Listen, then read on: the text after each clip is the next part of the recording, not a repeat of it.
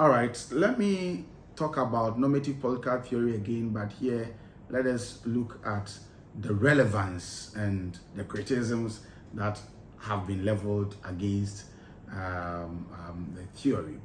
Now, so as you can imagine, normative political theory is very relevant to the practice of politics and study of political science. Indeed, if you have followed the argument of Barker and Berlin, you come to the clear realization that when we talk about normative political theory, it's talking about a prescription of certain rules and norms that must guide the conduct of politics.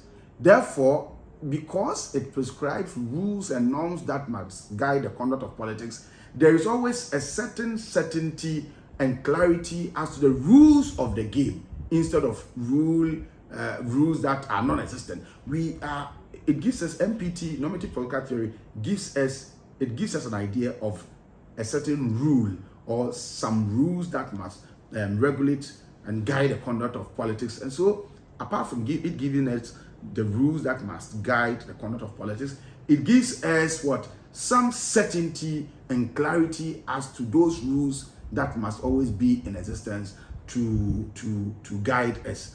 Now, also, the repeated calls for strong institutions as a means of promoting good governance and development will come to naught if there are no rules that guides and regulate the conduct of politics. Very important.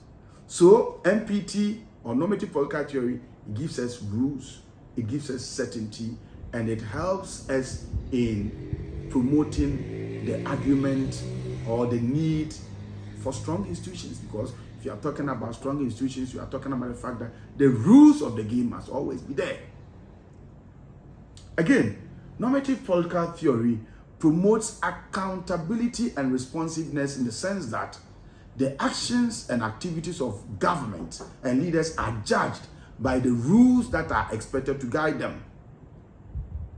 If we are not able, we will be unable to demand accountability if we don't know the rules of the game, and if we are not able to measure the conduct and activities of those in government vis-a-vis the rules of the game. The only means or the only way we can demand accountability is when the rules of the game are there. We know them, and then we are able to tell whether governments or those in power are able to act in accordance with the rules that are expected to guide them or not. If they are not able to do so, then we demand accountability. So citizens are also expected to keep political leaders on their toes and hold them accountable to the rules of the game. And these rules, therefore, serve as a standard of reference for political action. Very important. Moreover, it's as a result of normativism that we today have concepts like democracy, participation, rule of law, equality. It is because of normative political theory that these concepts evolved and now they are cherished. And also, I will tell you, political scientists are able to comment on the functioning of the state, and we are able to effectively analyze policies and the conduct of politicians and criticize or praise them because we may have a firm grasp of the basic tenets of normativism. So if you hear that I'm always taking regimes on, I'm always criticizing government, and I'm always saying that governments have done well, governments haven't done well, and I'm always loud taking politicians on here and there, it simply means I am well socialized in the dogmas of normative political theory. I know what ought to be. And so if what is not in tandem with what ought to be, you are able to offer constructive criticism, not cynicism. But approach or the theory has been criticized on several grounds. It has been criticized on several grounds. First of all, it has been argued that not all human beings can make meaningful moral choices. It is therefore problematic for normativism to highlight and place premium on the moral values that ought to guide the conduct of politics. Yeah, it's not everybody who can be morally upright. And so if you are talking about normative political theory being some values, the study of an application of moral values to the conduct of politics, then it becomes a bit problematic. Besides, such moral propositions and values are not necessarily factual, but highly subjective and emotive. And that's the criticism. Such values and normative statements which are not empirically verifiable sometimes is been argued are not meaningful in the regime, in the realm of the sciences. If you make moral statements, people want to see whether they are empirically verifiable. If they are not empirical and they are not verifiable, they say, well, you are talking subjective. Also, there is generally no objective basis of morality. What is right there may be wrong here. May be wrong here, and what is wrong here may be right there. So there is no objective basis for determining morality. There may be things that our society may abhor, but they may be permissible in other society. So this makes normativism a very subjective theory that cannot, in the view of the critics, cannot aspire to the solid natural scientific.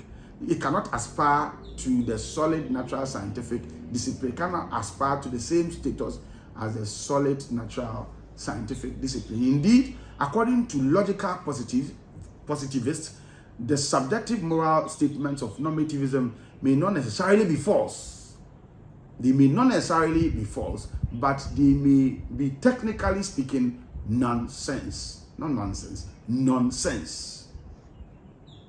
The subjective moral propositions of normative thinkers, according to logical positivists, may not necessarily be false, but they may, technically speaking, be nonsense. It means they are not subjected to our sensory experience, or they are devoid of our sensory experiences.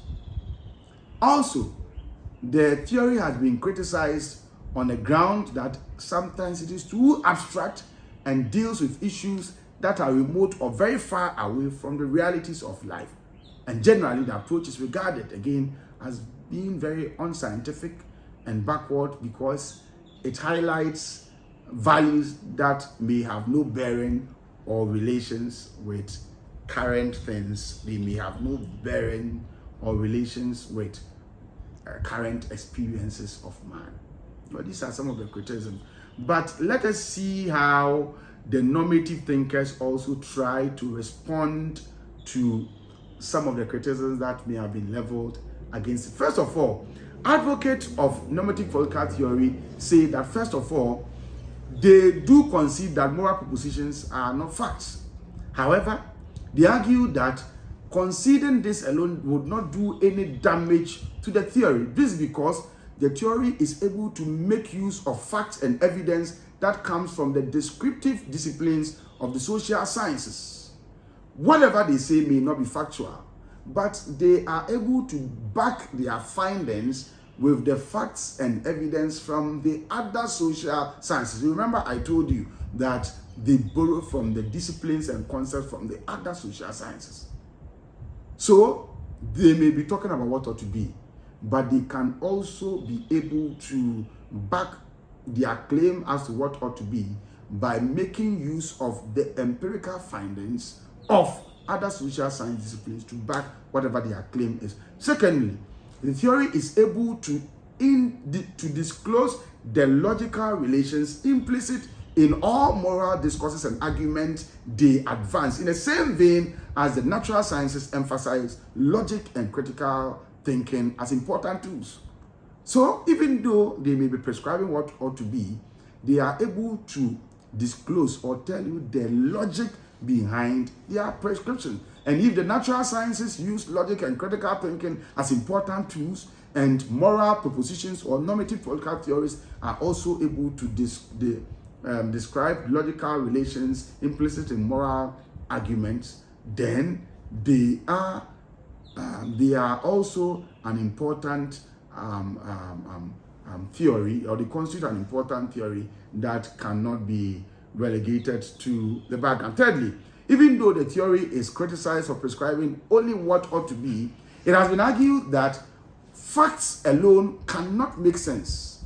Facts alone would make sense when they are used within the context of values. What is alone would make sense only when it is used within the context of what ought to be. Say, if the normal body temperature of a human being is supposed to be 36 degrees or 37 or so, it is what ought to be.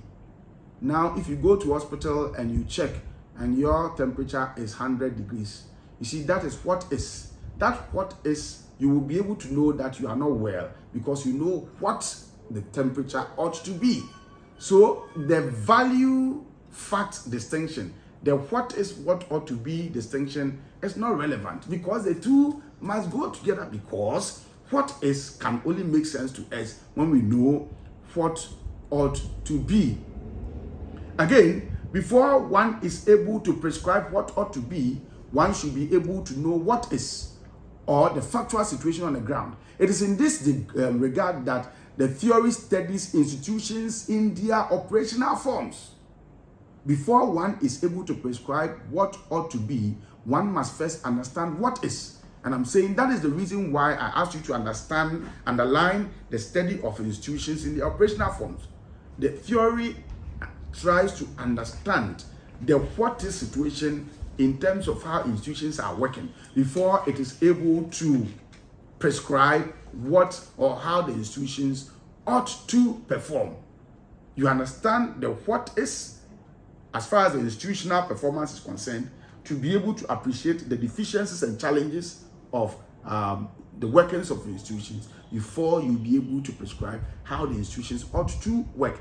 And so what is alone, or what is, or before one prescribes, is able to prescribe what is, one must first of all, before one is able to prescribe what ought to be, one must first of all understand what is, and based on that understanding, prescribe what ought to be. Also, a physician is only able to make sense of one's body temperature or one's, the example that I use, a physician is able to make sense of one's body temperature when he actually knows already what the body temperature of a normal human being would have to be. And so, like I said, without a foreknowledge, the fact about one's current body temperature may be meaningless and it may not make sense. So, generally, this is what the responses of normative thinkers would be. They actually also go about to say that their arguments are internally consistent and logically coherent, because they are always able to offer clarifications to concepts, so that if you're able to use their definition of a concept, then you should be able to arrive at the same conclusions that they arrive at in their conclusion. And then also to the argument and criticism that sometimes values and people's subjective values intrude into their findings. Normative political thinkers are saying that is how come their findings are always subjected to review. Findings are reviewed with the view to ensuring that they are accurate and they have not necessarily been tainted with the values and the subjective beliefs of researchers. And so basically, these are some of the responses that are given by normative thinkers to their critics who say that the theory is not scientific and it is bogus. I would move on to another lecture in a short while. Thank you.